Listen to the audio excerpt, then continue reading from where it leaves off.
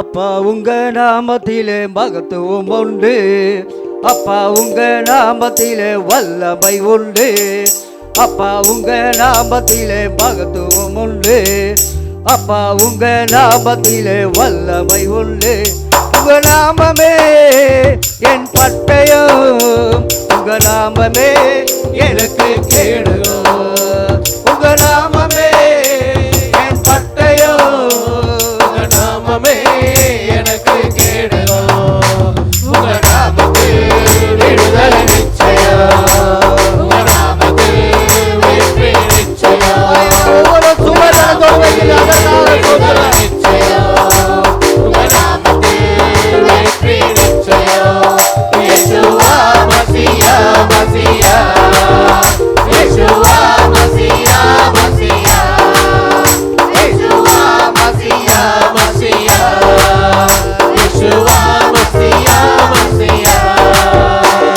கோடி கோடி நாமங்கள் வெல்வல உண்டு, ஆளாலும் உங்க நாம ஸ்பெஷல் நாமமே. கோடி கோடி நாமங்கள் வெல்வல உண்டு, ஆயிரம் நாமங்கள் இருந்தாலும் நிற்க முடியாது. ஜீவன தந்து ரட்சிப்ப தந்து வாழ வைச்சது உங்க நாமமே. ஜீவன தந்து அவர் ஜீவனையே நமக்கு ஜீவபலியாய் கொடுத்த தேவன். வாழ வைச்சது உங்க நாமமே, உங்க நாமமே என் பட்டயம், உங்க நாமமே எனக்கு கேடகம். உங்க நாமமே பட்டயம், உங்க நாமமே எனக்கு கேடகம். உங்க நாமத்தில் பிசாசை முறிக்கிறது நிச்சயம், உங்க நாமத்தில் வெற்றி நிச்சயம், உங்க நாமத்தில் விடுதலை நிச்சயம், உங்க நாமத்தில் வெற்றி நிச்சயம். இயேசுவா மசியா மசியா, இயேசுவா மசியா மசியா, இயேசுவா மசியா மசியா, இயேசுவா மசியா மசியா. பராக்கிரமசாலியை மேல் ஆளுகை தந்து பலவாளை வீழ்த்தியது உங்க நாமமே. பராக்கிரமசாலிகள் மேல் ஆளுகை தந்து போன்ற பிரச்சனை தாவீதோடு என்ற தேவன் நம்மோடு இருக்கிறார். எனிமீஸ் கொண்டு உங்க நாமமே. சத்துருக்கள் முன்பாக நம்ம தலையை அபிஷேகத்தால் நிரப்புகிறது. உங்க நாமமே, உங்க நாமமே பட்டயம், உங்க நாமமே எனக்கு கேடகம். உங்க நாமமே பட்டயம், உங்க நாமமே உங்க நாமத்தில் விடுதலை நிச்சயம், உங்க நாமத்தில் வெற்றி நிச்சயம், உங்க நாமத்தில் விடுதலை நிச்சயம், உங்க நாமத்தில் வெற்றி நிச்சயம். இயேசுவா மசியா மசியா, இயேசுவா மசியா மசியா, ஆண்டவரே எங்க மத்தியில வாங்கப்பா. மசியா மசியா, ஆதி அப்போஸ்தலர் மசியா மசியா. உங்க நாமம் சொல்ல சொல்ல பேய்கள் ஓடுது, அறிக்கையிட்டு பாட பாட பவர் பெருகுது. உங்க நாமம் சொல்ல சொல்ல பேய்கள் ஓடுது, அறிக்கையிட்டு பாட பாட பவர் பெருகுது. சிங்கத்தின் மேலும் யானையின் மேலும் கடந்து செய்தது உங்க நாமமே. சிங்கத்தின் மேலும் பாம்பின் மேலும் கடந்து செய்தது உங்க நாமமே. உங்க நாமமே பட்டயம், உங்க நாமமே எனக்கு கேடகம். உங்க நாமமே பட்டயம், உங்க நாமமே எனக்கு கேடகம்.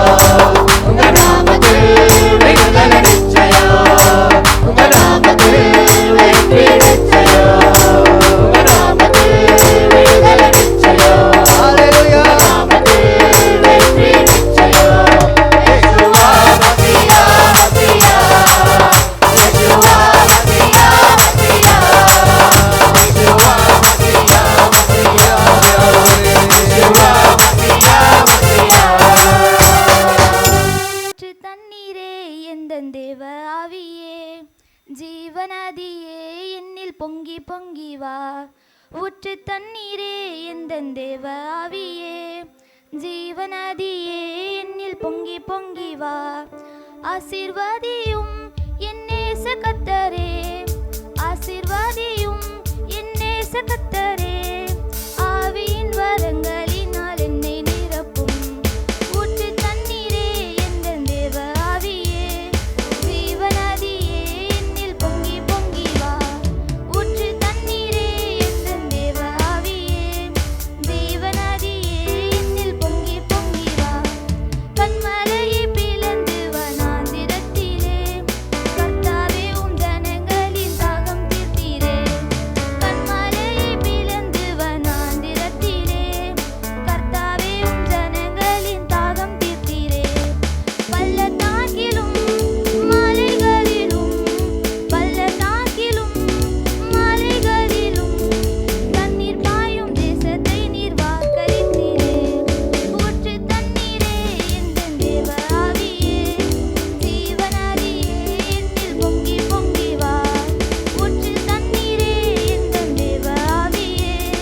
ஜீவநதியே என்னில் பொங்கி பொங்கி வா, ஜீவ தண்ணீராம் என்ற நல்ல கர்த்தரே. ஜீவ ஊற்றினால் என்னை நிறைத்திடுவீர். ஜீவ தண்ணீராம் என்ற நல்ல கர்த்தரே, ஜீவ ஊற்றினால் என்னை நிறைத்திடுவீர். காணி தந்திர நான் செழித்தோங்கிட, காணி தந்திர நான் செழித்தோங்கிட, கர்த்தரின் கரத்தில் நித்தம் கனம் பெற்றிட. ஊற்று தண்ணீரே எந்தன் தேவ ஆவியே. ஜீவநதியே என்னில் பொங்கி பொங்கி வா, ஊற்று தண்ணீரே எந்தன் தேவ ஆவியே. ஜீவநதியே என்னில் பொங்கி பொங்கி வா. திறக்கப்பட்டதாம் ஊற்று சிலுவையிலே, இரட்சகரின் காயங்களில் வெளிப்படுதே. திறக்கப்பட்ட நாம் ஊற்று சிலுவையிலே, இரட்சகரின் காயங்களில் வெளிப்படுதே. பாவக்கரைகள் முற்றும் நீங்கிட, பாவக்கரைகள் முற்றும் நீங்கிட, பரிசுத்த சமூகத்தில் ஜெயம் பெற்றிட. ஊற்று தண்ணீரே எந்தன் தேவ ஆவியே. ஜீவநதியே என்னில் பொங்கி பொங்கி வா, ஊற்று தண்ணீரே எந்தன் தேவ ஆவியே. ஜீவநதியே என்னில் பொங்கி பொங்கி வா, கண்மலையை பிளந்து வனாந்திரத்திலே, கர்த்தாவே உம் ஜனங்களின் தாகம் தீர்த்தீரே. கண்மலையை பிளந்து வனாந்திரத்திலே, கர்த்தாவே உம் ஜனங்களின் தாகம் தீர்த்தீரே. பள்ளத்தாக்கிலும் மலைகளிலும், பள்ளத்தாக்கிலும் மலைகளிலும், தண்ணீர் பாயும் தேசத்தை நீர் வாக்களித்தீரே. ஊற்று தண்ணீரே எந்தன் தேவ ஆவியே. ஜீவநதியே என்னில் பொங்கி பொங்கி வா, ஊற்று தண்ணீரே எந்தன் தேவ ஆவியே. ஜீவநதியே என்னில் பொங்கி பொங்கி வா. நம்ம எல்லாரும் வேதத்திலேருந்து ஒரு வசனத்தை எடுத்து வாசிக்க போகிறோம். யோபுடைய சரித்திரம் 1ஆம் அதிகாரம் 1ஆம் வசனத்தை நான் வாசிக்கிறேன். ஊட்ஸ் தேசத்திலே யோபு என்னும் பேர் கொண்ட ஒரு மனுஷன் இருந்தான். அந்த மனுஷன் உத்தமனும் சன்மார்க்கனும் தேவனுக்கு பயந்து பொல்லாப்புக்கு விலகுகிறவனுமாயிருந்தான். கண்களை முடிச்சு வைக்கலாம். அப்பா பிதாவே, உம்மை நன்றியோடு துதிக்கிறோம். இந்த வேலையில் உங்கள் சமூகத்தில் அடிமையை வெறுமையாக்கி தாழ்த்தி ஒப்பு கொடுக்கிறேன். இந்த வார்த்தை உம்முடையது, இதை கொடுத்தவர் நீர். இந்த வார்த்தையில் இருக்கக்கூடிய ஒவ்வொரு காரியங்களையும் என் தேவன் எனக்கு சொல்லித்தாரும். வந்திருக்கிற ஒவ்வொரு மக்களுக்கும் இந்த அப்பத்தை பிட்டு அவங்கள் கண்கள் தெளிவடைய உதவி செய்யும். காதுள்ளவன் கேட்க கடவன் என்று சொன்னீரையா. அவருடைய காதுகளையும் அவருடைய இருதயத்தையும் ஒருமுகப்படுத்தி இந்த வார்த்தைகள் அவர்களுக்குள்ளே அவர்களை ஆவியாத்துமா சரீரத்தில் பலனடைந்து சமாதானத்தோடு கூட வீடு போக உதவி செய்யும். நீர் பேசும். இயேசுவின் மூலம் ஜெபிக்கிறோம் பிதாவே, ஆமென். கர்த்தருடைய நாமம் மகிமைப்படட்டும். இன்றைக்கு உங்களுக்கு ஒரு செய்தி கொண்டு வந்திருக்கிறேன். கர்த்தர் எனக்கு சொன்ன வார்த்தை யோபின் குடும்பம். என்ன வார்த்தை? யோபின் குடும்பம். இந்த முதல் அதிகாரத்தை மாத்திரம் நாம் இன்றைக்கு கொஞ்சம் டீட்டெயிலாக தெரிந்து போகிறோம். தெரிந்த வசனம், தெரியாத சத்தியங்கள். அல்லேலூயா. இது வசனத்தை நம்ம எல்லாரும் வாசிச்சிருப்போம். யோபை குறித்து அடிக்கடி பிரசங்கப்பட்டதை கேட்டிருப்போம். ஆனால் தெரிந்த வசனங்கள், தெரியாத சத்தியங்களை தேவன் நமக்கு இன்னைக்கு சொல்லித்தரப்போகிறார். கர்த்தருடைய நாமம் மகிமைப்படட்டும். இந்த யோபு இந்த புஸ்தகத்தை எழுதினவர் யாருன்னு தெரியாது. இது ஒருவேளை யோபு துன்பப்பட்டு ஆசீர்வதிக்கப்பட்ட பிறகு அவர் எழுதினாரா, அல்லது மோசே எழுதினாரா, அல்லது சாலமோன் எழுதினாரா, அல்லது எசேக்கியேல் எழுதினாரா என்ற சத்தியம் நமக்கு தெரியலை. இது எந்த காலம் என்றும் தெரியவில்லை. ஒருவேளை இந்த யோபை ஆபிரகாம் வாழ்ந்த காலத்தில் கூட வாழ்ந்திருக்கலாம் அப்படின்னு சொல்கிறாங்க. ஆனால் சரியான ஒரு காலமும் இதை யார் எழுதினது என்றும் தெரியவில்லை. ஆனால் சத்தியம் நமக்கு கொடுக்கப்பட்டிருக்கிறது. அல்லேலூயா, அல்லேலூயா. இந்த யோபு அப்படின்னா என்ன அர்த்தம் தெரியுமா? துன்பப்படுபவன். என்ன அர்த்தம்? துன்பப்படு, பேரே துன்பப்படுபவன். அப்போது அவருடைய வாழ்க்கையில் அவருடைய குடும்பம் என்ன என்பதை மாத்திரம் இன்றைக்கு நாம் தியானித்து கடந்து போக போகிறோம். கர்த்தருடைய நாமம் மகிமைப்படட்டும். இந்த யோபை உண்மை சம்பவம். இது ஒன்று கதை இல்லை, இது நிஜ வரலாறு. அதற்கு ஆதாரமாக நமக்கு எசேக்கியேல் எழுதின புஸ்தகம் 14ஆம் அதிகாரத்தில் 14ஆம் வசனத்தை நாம் வாசித்தோமானால் அங்கே அந்த வசனம் சொல்லப்பட்டிருக்கிறது.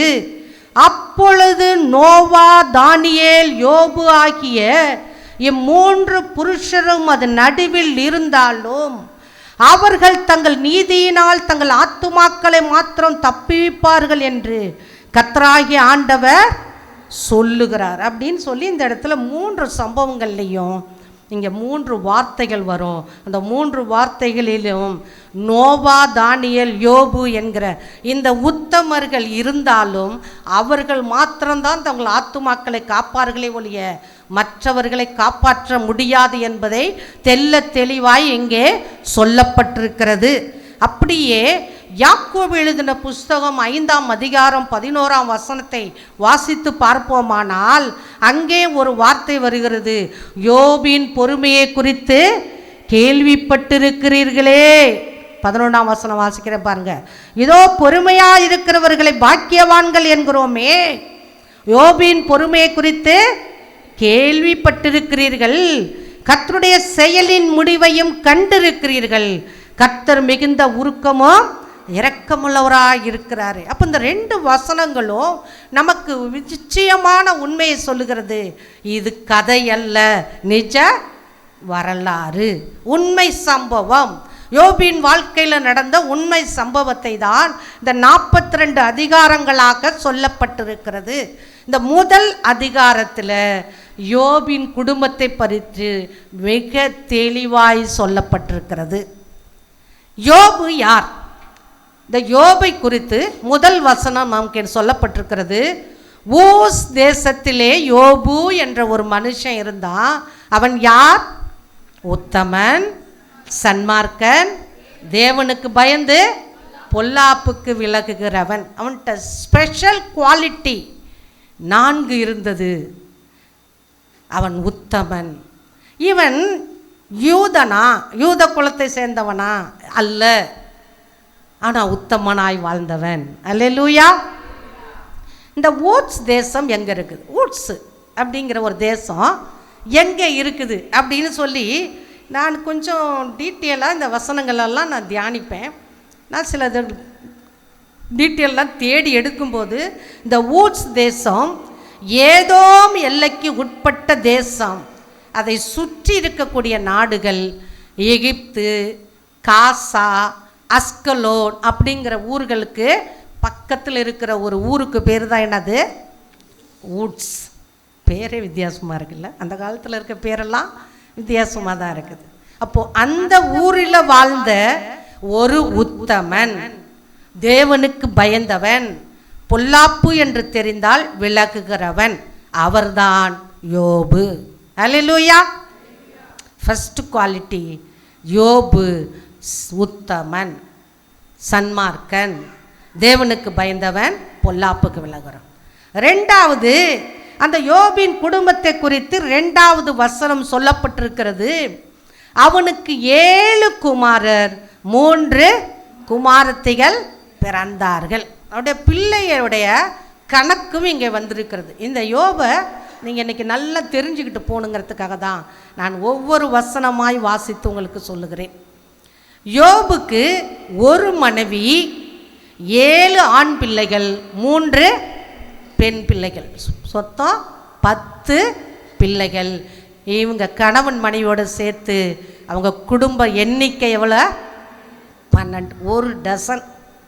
ஒரு வேளைக்கு 1 டசனுக்கு சாப்பாடு செய்யணும்னா எப்படி இருந்திருக்கும் நினச்சி பாருங்களேன். பெரிய பாத்திரத்தில் செய்யணும் இல்லையா? கர்த்தர் நல்லவர். அது ஒரு ஆசீர்வதிக்கப்பட்ட குடும்பம். பிள்ளைகள் கர்த்தரால் வரும் சுதந்திரம், அதனால் அது ஆசீர்வதிக்கப்பட்ட குடும்பம். அடுத்தது, இந்த யோபுடைய 3வது வார்த்தையை வாசிக்கும்போது அவனுக்கு இருக்கக்கூடிய செல்வங்கள், சொத்துக்கள், பொருளாதார சூழ்நிலைகள் என்ன என்பது அங்கே சொல்லப்பட்டிருக்கிறது.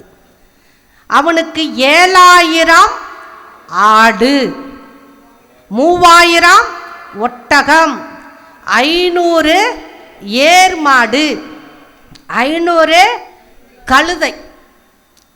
500 ஏர் மாடுனா, ஏர் மாடு எத்தனைங்க? 2 ஜோடி. ஜோடி சேர்ந்தா தான் என்னது ஏர் மாடுன்னு சொல்லுவாங்க. இப்போ 500 ஏர் மாடு 2 ஜோடியாக இருந்தா அப்போ அவன்கிட்ட இருந்த காளைகள் எத்தனை? 1000 காளைகள். அப்போ அருமையான தேவஜனமே, நம்மளுக்கிட்ட இருக்கிற சொத்து மதிப்பை நம்ம இப்போ யார்கிட்டாவது சொல்லுவோமா? யாராவது சொல்லுவோம்? இன்றைக்கு தங்கம் என்ன விலை விற்கிது? தங்கம் எவ்வளோ விற்கிது? கிட்டத்தட்ட வாங்க போனோன்னா ஒன்றுக்கு மேலே தான் வரணும் கண்டிப்பாக இல்லையா? 90,000 92,000 வந்துருச்சு. 92,000 வந்துருச்சு. அதுக்கு செய்கூலி சேதாரம், அப்புறம் நம்ம ஆள், உள்ளூர் ஆள், வெளியூர் ஆள் போட்டு எல்லாத்தையும் பார்த்தோம்னா அது கிட்டத்தட்ட 1 lakh சம்திங் வரும். 1 சவரம் வச்சுருக்கிறீங்களா? நீங்கள் லட்சாதிபதி. சிஸ்டர் என்கிட்ட 50 சவரம் வச்சுருக்கேன் சிஸ்டர். அப்போ எத்தனை? 1/2 கோடி. பிரதர் ரொம்ப வித்தியாசமாக சொல்கிறேன். கோடின்னு சொன்னால் சந்தோஷமாக இருக்குல்ல? லட்சங்கிற வார்த்தையை விட கோடிங்கிற வார்த்தை ரொம்ப சந்தோஷம். 1/2 கோடிக்கு சொந்தக்காரன் நீங்கள். நீங்கள் எவ்வளோ சொத்து வச்சுருக்கிறீங்களோ, நீங்கள் யாருமே நான் கந்த கூழு குப்பை நோ, 1 சவரம் வச்சுருந்தீங்கனாலும் நீ லட்சாதிபதி. இப்போ நம்ம எல்லோரும் லட்சாதிபதி. சொல்லுங்கள். என்னையா கையை தூக்க மாட்டேங்கிறீங்க? என் மனைவிட்ட 1 சவரனாவது இருக்குது இல்லையா? இல்லையா? சரி, உலக பிரகாரமான சொத்துக்கள்லாம் கர்த்தர் நமக்கு வேண்டான்னு ஒதுக்கி வச்சுட்டாருன்னா கவலைப்படாதீங்க. இந்த யோபை பற்றி பார்க்கலாம் நம்ம.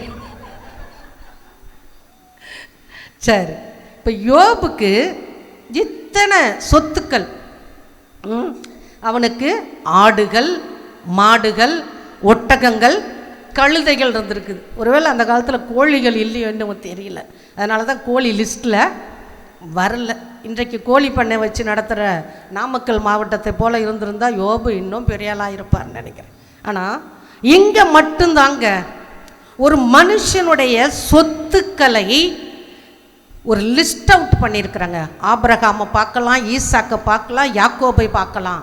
அவர்களெல்லாம் சீமானாக இருந்தார்கள், பெரியவர்களாக இருந்தார்கள், ஐஸ்வர்யவான்களாக இருந்தார்கள் மட்டும்தான் வேதம் சொல்லுகிறதே ஒழிய இங்கே மாத்திரம்தான் ஒரு யோபுடைய செல்வ திரட்சி எவ்வளவு என்பது சொல்லப்பட்டிருக்கிறது. ஹல்லேலூயா.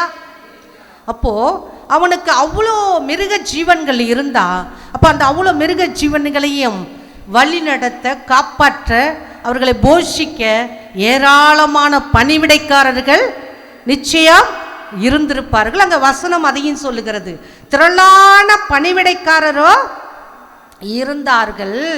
அந்த ஊர்ல இருந்த கிழக்கத்தி புத்திரர் எல்லாரிலும் இந்த யோபு பெரியவனாக இருந்தான். இது அவனுடைய செல்வ திரட்சி.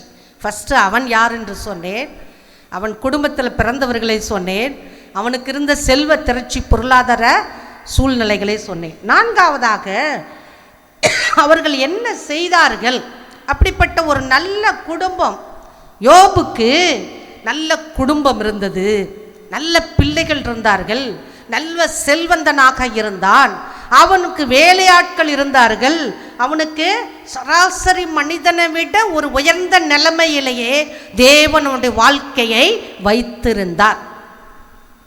இப்படிப்பட்ட ஒரு சூழ்நிலையில் அந்த குடும்பம் என்ன செய்தது என்று அங்கே 4ஆம் வசனத்தை நாம் வாசிக்கும் போது, அவன் குமாரர் அவன் தன் நாளிலே தன் வீட்டிலே விருந்து செய்து தங்கள் 3 சகோதரிகளையும் தங்களோடு போஜனம் பண்ணும்படி அழைப்பார்கள்.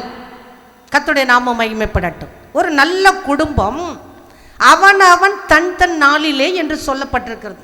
நான் இங்கிலீஷ் பைபிளில் கூட தேடி பார்த்தேன், அதற்கு அந்த தன் நாளிலேங்கிறத சரியான ஒரு வேர்டு இல்லை. நான் நினச்சேன் ஒருவேளை அவர்களுக்கு பிறந்த நாள் வரும்போது, தன் நாள்னா என்னது, பர்த்டேவாக தான் இருக்கணும் அப்படிங்கிறத நான் யூகித்து கொண்டேன். அப்போ அந்த பிறந்த நாள் வரும்போது அந்த சகோதரர்கள் 7 பேரும் தன்னுடைய சகோதரிகள் 3 பேரையும் அழைத்து அவர்களுக்கு என்ன செய்வார்களாம், விருந்து செய்வார்கள். அப்போ ஒற்றுமையின் குடும்பம். அல்லேலூயா, அல்லேலூயா. நம்ம வீட்டில் ஃபஸ்ட்டு பர்த்டே நடக்கும்போது நம்ம பிள்ளைகளுக்காக என்ன செய்வோம், நம்ம பிள்ளைய ஃபஸ்ட்டு பர்த்டே கொண்டாடினா எல்லாரையும் கூப்பிட்டு ஒரு விருந்து செய்வோம். ஆனால் இங்கே மற்ற டீட்டெயிலெலாம் இல்லை. ஒவ்வொரு டைமும் அவருடைய குடும்ப உறுப்பினர்கள் 7 சகோதரர்கள் தன்னுடைய அனுபவமான காரியங்களை, பிறந்த நாளை கொண்டாடும் போது சகோதரிகளை கூப்பிட்டு அன்பாய் உபசரித்தார். அப்போ இவங்க எல்லாரும் என்ன செஞ்சுருப்பாங்க, கண்டிப்பாக திருமணம் ஆகி இருப்பார்கள். சகோதரிகளை அழைத்து அவங்க என்ன செய்தாங்களா, விருந்துக்கு கூப்பிட்டாங்கன்னா அப்போ சகோதரிகள் இவர்களை விட்டு என்ன செஞ்சுருப்பாங்க, கண்டிப்பாக வெளியில் இருந்திருப்பார்கள். ஒரே வீட்டுக்குள்ளேயே கூப்பிட்டுக்கிட்டு எப்படி விருந்து வைப்போம்? ஒரே வீட்டில் பிரியாணி செஞ்சோம்னா எல்லாரும் உட்காந்தா தட்டில் போட்டு சாப்பிட்டுக்கலாம், அதுதானே அர்த்தம்.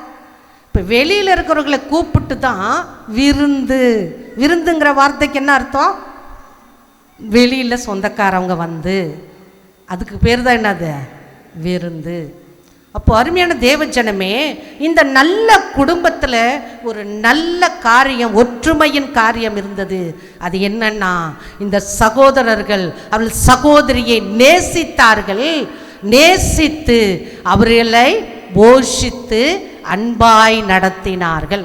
இந்த குவாலிட்டி நம்மளுக்கிட்ட வேணும். அல்லேலூயா. அடுத்தது 5ஆம் வசனத்தை பார்க்கும்போது, விருந்து செய்கிற அவரவருடைய நாள் முடிகிற போது யோபு ஒருவேளை தன் குமாரர் பாவம் செய்து தேவனை தங்கள் இருதயத்திலே தூஷித்திருப்பார்கள் என்று சொல்லி அவர்களை அழைத்து அனுப்பி பரிசுத்தப்படுத்தி அதிகாலமே எழுந்து அவர்கள் எல்லாருடைய லக்கத்தின்படியையும் சர்வாங்க தகன பலிகளை செலுத்துவான். கர்த்தருடைய நாமம் மகிமைப்படட்டும். இந்த யோபு தகப்பனாய் மாத்திரமல்ல, ஒரு ஆசாரியனாகவும் மாறி போகிறான். எப்போ இந்த பிள்ளைகள் எல்லாரும் ஒன்றா சேர்ந்து சந்தோஷமாய் விருந்து சாப்பிட்டு புசித்து எதையாவது பேசி தேவனுக்கு விரோதமான பாவம் ஏதாவது செய்திருப்பார்களோ அப்படிங்கிற ஒரு சந்தேகத்தின் பேரில் இந்த யோபு தன்னுடைய பிள்ளைகள் எல்லாரையும் கூப்பிட்டு ஒவ்வொரு நாளும் அதிகாலையில் எழுந்து என்ன செய்வான், அந்த பிள்ளைகளுக்காக சர்வாங்க தகன பலிகளை செலுத்துவான். இது ஒரு யோபு ஆசாரியனாக மாறுகிறான். ஆசாரியன் தான் என்ன செய்யணும், பாவங்களுடைய ஜனங்களுடைய பாவத்தை நிவர்த்தி செய்வதற்காக பலியிடுவான். இந்த யோபு தன்னுடைய குடும்பங்களுடைய பிள்ளைகள் ஒருவேளை எதையாவது இப்படி கூட்டமாக சேர்ந்து சந்தோஷமாக என்ஜாய் பண்ணுற நேரத்தில் எதையாவது தேவனுக்கு விரோதமான காரியங்களை பேசியிருப்பார்களோ என்று சொல்லி அந்த விருந்தில் கண்டிப்பாக யோபு இருந்திருப்பாரா இல்லையா? கண்டிப்பாக இருந்திருப்பார். ஆனாலும் அவர் உள்ளுக்குள்ளே எவ்வளோ தேவனுக்கு உத்தமனாக இருந்திருப்பாருன்னு இந்த வார்த்தை நமக்கு தெளிவாய் புரிகிறது. தன் குடும்ப நபர்கள், தன்னுடைய பெற்ற பிள்ளைகள் ஒருவேளை தேவனுக்கு விரோதமாக எதையாவது பேசி தேவனுக்கு விரோதமான பிரியமல்ல காரியங்களை இந்த இடத்துல செய்திருந்தா என்ன செய்வது என்று சொல்லி அதிகாலையில் எழுந்து தன்னுடைய பிள்ளைகளுக்காக அவன் பலிகளை செலுத்துகிறவனாயிருந்தான். அப்போது ஒவ்வொரு குடும்பஸ்தனும் இந்த யோபின் வாழ்க்கையை பின்பற்ற வேண்டும். அல்லேலூயா. நான் உங்களுக்கு சொல்லிக் கொள்ளுகிற வர காரியம் இதுதான். ஏனென்றால் நாமும் குடும்பமாய் இந்த பூமியில் வாழ்கிறோம். நல்ல குடும்பஸ்தன் என்ற பெயர் வைத்திருந்தால் போதாது, நம்முடைய குடும்பத்தை எப்படி நடத்தணும் என்பதை இந்த யோபின் புத்தகம் நமக்கு சொல்லித் தருகிறது. அருமையான சகோதரர்களே, உங்கள் மனைவி மக்களுக்காக அன்றைக்கு சர்வாங்க தகன பலியை இட்டான். இன்றைக்கு நாம் பலியிட தேவையில்லை. தேவ சமூகத்தில் அவர்களை உட்கார வச்சு ஜெபம் பண்ணால் போதும். ஆமென். அதிகாலையில் எழுந்திரிச்சு ஜெபம் பண்ண முடியுதா? கஷ்டமாக இருக்குது சிஸ்டர். எல்லோரும் வேலைக்கு போகிறோம் சிஸ்டர், கஷ்டமாக இருக்குது சிஸ்டர். எங்கள் அண்ணன் வந்தார் பாஸ்டர், நீங்கள் நம்பவே மாட்டீங்க, எங்கள் வீட்டில் 4 மணிக்கு மேலே யாருமே தூங்கக்கூடாது. நான்லாம் படிக்கிற காலத்துலேருந்தே 4 மணிக்கு எழுந்திரிச்சிருக்கிறேன். தூங்க விட மாட்டார். எங்கள் அண்ணன் வீட்டில் வந்து காலேஜெல்லாம் படிச்சுட்டு வேலை செய்கிறேன், டீச்சராக வேலை செய்யும்போது 2 வருஷம் இருந்தேன் இங்கே கொளத்தூரில். வந்து ஷார்ப்பாக 5 மணிக்கெல்லாம் அவர் அங்கே அதுக்கு முன்னாடியே கட்டிலில் உட்காந்து ஜெபம் பண்ணிக்கிட்டு இருப்பார். 5 மணி ஆச்சுன்னா கையில் டம்ளரோடு வருவார், தண்ணி எடுத்துக்கிட்டு வருவார்.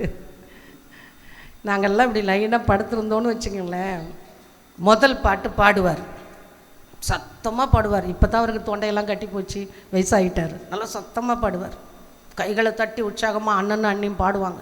எங்கள் தலைகிட்ட வந்து உட்காந்துக்கிட்டு பாடுவாங்க. அந்த முதல் பாட்டிலே நாங்கள் என்ன செஞ்சிடணும், எழுந்திரிச்சு துண்டை காணான் துணியை காணான்னு பெட்ஷீட்டை மடித்து போட்டு ஓடணும், ஓய் மூஞ்ச கையெல்லாம் கழுவிட்டு வந்து உட்காரணும். 2வது பாட்டு பாட ஆரம்பிக்கும் போது நாங்கள் அங்கே இருக்கணும். இல்லைண்ணா 3 பாட்டு கதற பாடுவார். 3 பாட்டு பாடி வசனம் வாசித்து எல்லோரையும் ஜெபம் பண்ண சொல்வார். லைனாக ஜெபம் பண்ணணும், சின்ன சின்ன ஜெபம் பண்ணணும். பண்ணிவிட்டு கடைசியாக அவர் ஜெபம் பண்ணி முடிக்கிறதுக்காட்டியும் கிட்டத்தட்ட 6:15 6:30 வந்துடும். இப்படி தான் ஒவ்வொரு நாளும் எங்களுடைய வாழ்க்கை இருந்ததுங்க. ஆனால் கெட்டு போகவில்லை. அல்லேலூயா, அல்லேலூயா. அதே பழக்கம்தான் என் குடும்ப வாழ்க்கையிலே நான் அப்படியே செயல்படுத்துகிறேன். பிள்ளைகள்லாம் வெளியே போயிட்டாங்க, அவன் மேலே இருக்கிறான். நாங்கள் 2 பேரும் எப்போவுமே, நான் என்னைக்கு நான் சின்ன வயசில் அந்த கடைப்பிடித்தோனோ என் குடும்ப ஜெபத்தை நான் இன்ன வரைக்கும் விடலை. இரவுலையும் காலையிலையும் நாங்கள் 2 பேரும் இப்போவும் உட்காந்து பைபிள் வாசித்து டிஸ்கஸ் பண்ணி அந்த வசனத்தை என்ன நமக்கு சொல்லுது, இந்த வசனம் என்னன்னு எல்லாத்தையும் அண்டர்லைன் பண்ணி பேசி அதற்கப்புறம் ஜெபம் பண்ணிட்டு தான் அது ராத்திரி 12ஆம் நாள் நாங்கள் படுப்போம். கர்த்தர் நல்லவர்.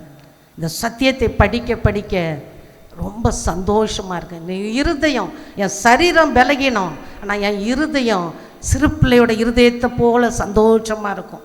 ஏன்னா இந்த வசனம் என்னை அப்படியே போஷித்து நடத்துகிறது. அதனால தான் வசனத்தை படிங்கன்றேன். நானும் பார்த்துட்டேன், செப்டம்பர் மாதம் வரைக்கும் வசனத்தை படிங்கன்னு சொன்னேன். லிஸ்ட் அவுட்டை பார்த்தேன், நேற்று தினத்தில் உட்காந்து பார்த்தேன். ரொம்ப துக்கமாக இருந்துச்சு. ஆரம்பித்த அநேக சகோதர சகோதரிகள் நீங்கள் அதில் ஃபாலோ பண்ணவே இல்லை. 4 சகோதரர்கள் உற்சாகமாக ஆரம்பித்தாங்க, 2 பேர் தான் ஓடிக்கிட்டு இருக்கிறாங்க. 2 பேர் ரேஸில் பின்னாடி தங்கிட்டாங்க. கிட்டத்தட்ட ஒரு 7-8 சகோதரிகள் தான் நீங்கள் படிச்சுக்கிட்டு வந்துக்கிட்டு இருக்கிறீங்க. இவ்வளோ பேர் என்ன பண்ணுறீங்க? இது ஒரு உணவுன்னு நினச்சிங்கன்னா நீங்கள் கண்டிப்பாக படிப்பீங்க. இது ஆத்துமாவை உயிர்ப்பிக்கும் உணவு. அல்லேலூயா. சரீரப்பிரகாரமான பொருளாதாரத்தை தேடுகிறோம், நிச்சயம் உண்மை, வேண்டான்னு சொல்லலை. உங்கள் ஆத்துமாவை போஷிப்பதற்கு இது ஒரு ஆகாரம்.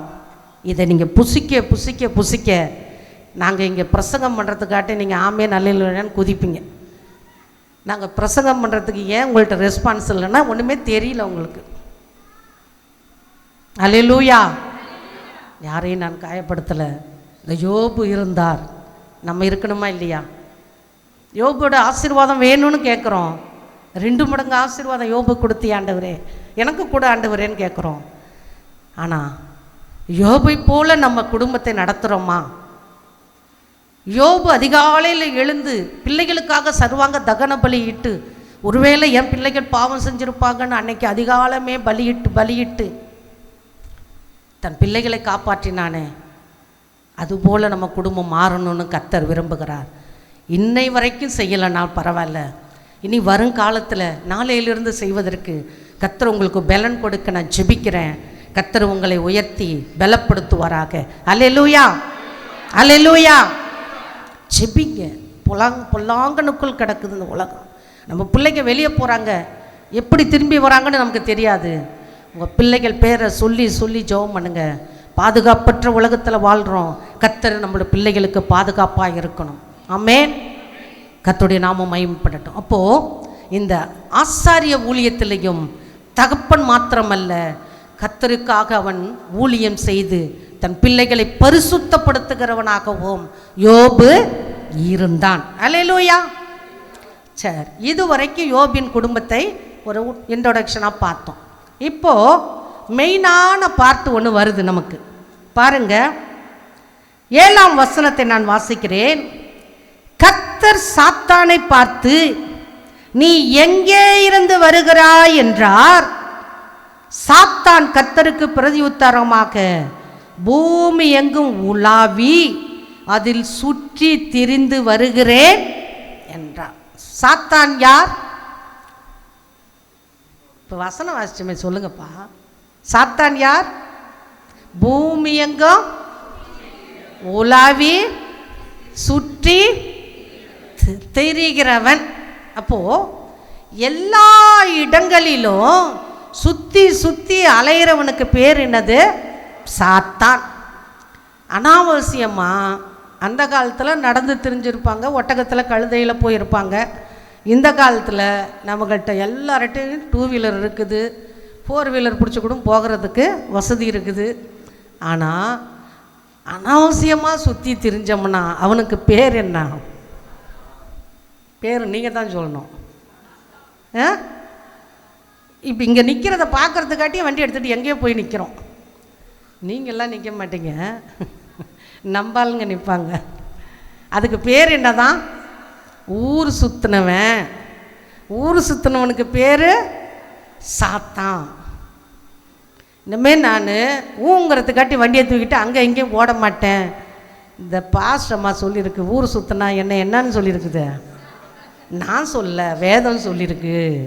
அல்லேலூயா, அல்லேலூயா.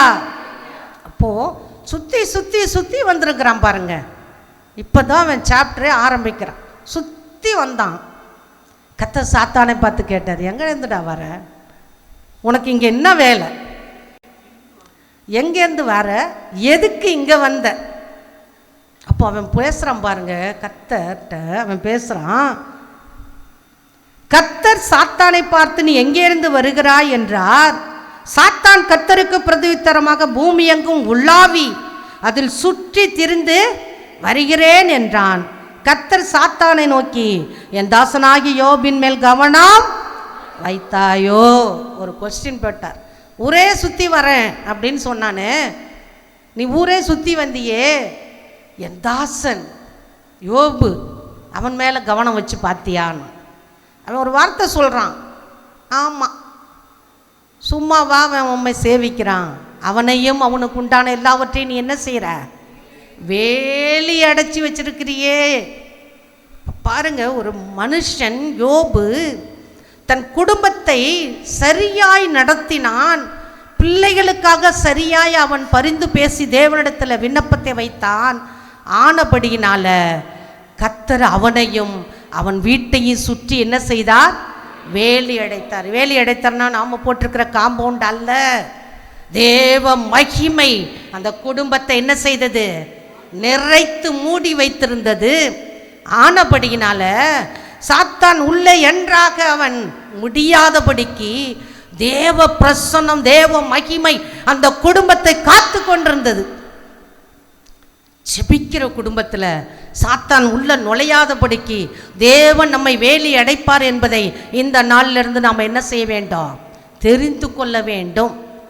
யோபு அவனுக்கு உண்டான எல்லாவற்றையும் வேலி அடைத்ததுனால அவனுக்கு ஒரு நஷ்டம் வராதபடி தேவ பிரசன்னம் மகிமை அவங்களை மூடிக்கொண்டிருந்தது. அப்போதான் சாத்தான் சொல்கிறான், நீ இப்படி வச்சிருந்தீனா நான் யோபு மேலே எப்படி கவனம் வைக்க முடியும்? யோபை நான் எப்படி தொட முடியும்? அவனை தொட முடியலையே. நீ கொஞ்சம் அப்படி வேலியை விலக்கிப்பாரு, நான் அவனை தொட்டு அவனை என்னான்னு பார்த்துடுறேன்னா. வசனம் வாசிக்கலாமா? 11ஆம் வசனம். ஆனாலும் உம்முடைய கையை நீட்டி அவனுக்கு உண்டானவை எல்லாம் தொடுவீரானால் அப்பொழுது அவன் முகத்துக்கு எதிரே உம்மை தூசிக்கானோ பாரும் என்றார். கர்த்தர் சாத்தானை நோக்கி, இதோ அவனுக்கு உண்டான எல்லாம் உன் கையில் இருக்கிறது, அவன் மேல் மாத்திரம் உன் கையை நீட்டாதே என்றார். அப்பொழுது சாத்தான் கர்த்தருடைய சந்நிதியை விட்டு புறப்பட்டு போனான். ஆண்டவர் பர்மிஷன் கொடுத்தார், உத்தரவு கொடுத்தார். சாத்தான் அந்த இடத்த விட்டு போயிட்டான். இப்போது நான் சொல்ல போகிற காரியங்களை நீங்கள் ரொம்ப நல்லா புரிஞ்சுக்கணும், முடிஞ்சால் எழுதிக்கணும். ஏன்னா இந்த சத்தியம் இன்னொரு நாளைக்கு நானே கரெக்டாக பிரசங்கி பண்ணான்னு எனக்கு தெரியாது. கர்த்தர் எனக்கு சொல்லி கொடுத்ததே உங்களுக்கு நான் சொல்லி போக விரும்புகிறேன். சாத்தான் இந்த யோபை சோதிக்கும்படியாக, அவனுக்கு அழிவை உண்டாக்கும்படியாக, அவனுக்கு பொருட்களை நஷ்டத்தை உண்டாக்கும்படியாக கர்த்தரிடத்திலிருந்து உத்தரவு பெற்றுக்கொண்டு அவன் கடந்து போகிறான். கடந்து போன பிற்பாடு 13ஆம் வசனத்திலிருந்து இந்த 21ஆம் வசனம் வரைக்கும் அங்கே 4 சம்பவங்கள் சொல்லப்பட்டிருக்கிறது. இந்த 4 சம்பவங்களை நான் உங்களுக்கு தெளிவாய் சொல்லித்தர விரும்புகிறேன். அந்த சம்பவத்தை நீங்கள் புரிந்து கொள்ள வேண்டும். முதல் சம்பவம், இந்த 15ஆம் வசனத்தை நான் வாசிக்கிறேன். சபேயர் அவைகள் மேல் விழுந்து அவைகளை சாய்த்து கொண்டு போனார்கள், வேலையாட்களையும் பட்டயக்கருக்கினால் வெட்டி போட்டார்கள். நான் ஒருவர் மாத்திரம் தப்பியதை உமக்கு அறிவிக்கும்படி வந்தேன் என்றான். அந்த முன்னாடி வசனத்தெல்லாம் வாசிக்கும்போது 13-14 இந்த சகோதரர்களும் சகோதரிகள் எல்லாரும் தன்னுடைய மூத்த சகோதரன் வீட்டில் ஒன்றாக உட்கார்ந்து அவர்கள் புசித்து திராட்சரசம் குடித்து கொண்டிருக்கிற வேளையில் அங்கே எருதுகள் அங்கே இருந்துதான். அந்த எருதுகள் கழுதைகள் அவைகள் பக்கத்திலே மேய்ந்து கொண்டிருந்தது. எருது கழுதை எல்லாம் மேய்ச்சல் இருக்குது. இவங்க எல்லாரும் மூத்த சகோதரன் வீட்டில் புசித்து சந்தோஷமாக இருக்கிறார்கள். அந்த நேரம் பார்த்து சபேயர் வந்தார்களாம். அவர்கள் அவைகள் எல்லாவற்றையும் சாய்த்து கொண்டு போயிட்டார்கள்னா ஓடிக்கிட்டு போயிட்டாங்க. இந்த சபேயர் என்பவர் யார்? சபேயர் என்பவர் யார்?